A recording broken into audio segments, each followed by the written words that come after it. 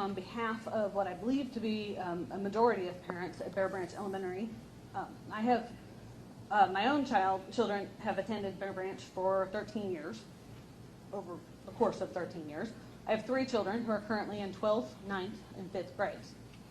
All of my kids have had wonderful experiences, fantastic educational bases, and amazing memories from their time at BBES. I used to be one of the Lake Windcrest parents who picked up my son on a golf cart each afternoon. I admit that I was not thrilled when the rules changed and I was no longer allowed to do that without sitting in the car ride. But I understand it. I often thought over the years how easy it would be for an unauthorized adult to pick up a kid from the group that used to congregate in front of the school to pick up their kid in that manner. In addition, I have personally been rear-ended in the car rider line by another driver at BBES. Upon getting out of our cars to inspect the damage, the other mom said, "Oh, I'm sorry, I wasn't paying any attention."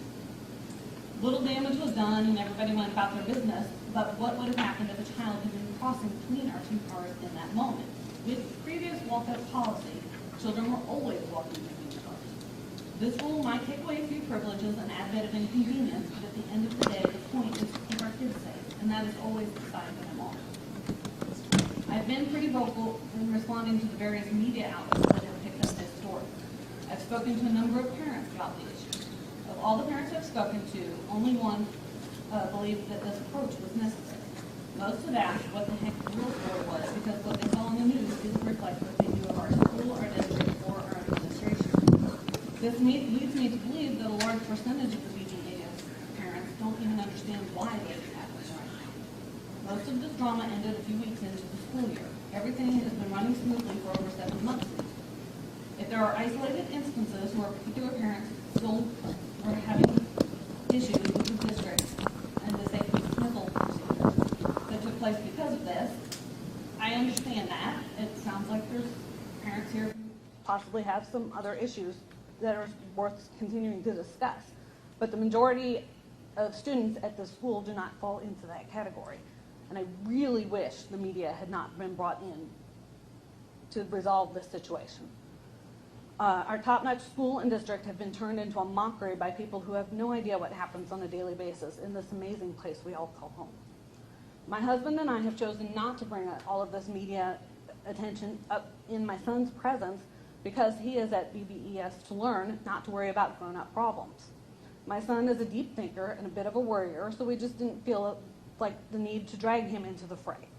However, we should have known he'd hear about it anyway. He came home from school last week and said, "Mom, I'm worried.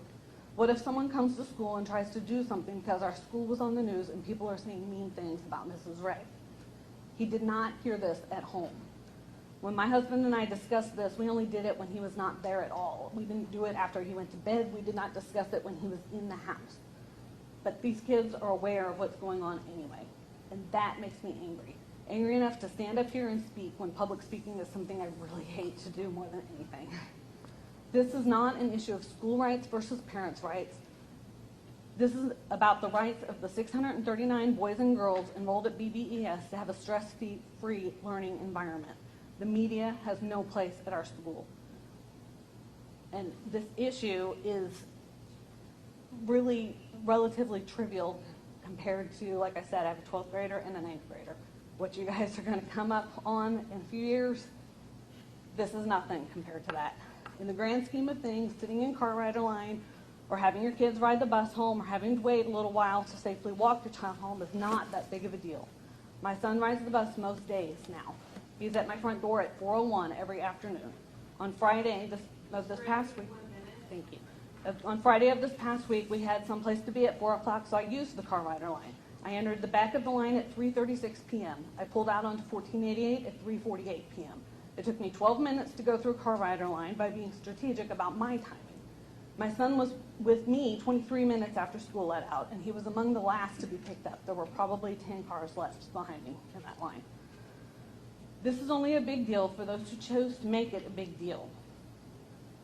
And if you choose to make it a big deal, that's your prerogative, but there are ways to go about addressing it that do not involve dragging our entire community's reputation, values, and our children's feeling of safety and security down into it. Bear Branch Elementary has been a wonderful part of my children's growing up experience. My family has less than 8 weeks left at this school, and this is not how I wanted it to be spent. I don't think I'm alone in that feeling. This rule was implemented in August. It's time for us to adjust and move on. Let's go back to being a united, caring community who doesn't let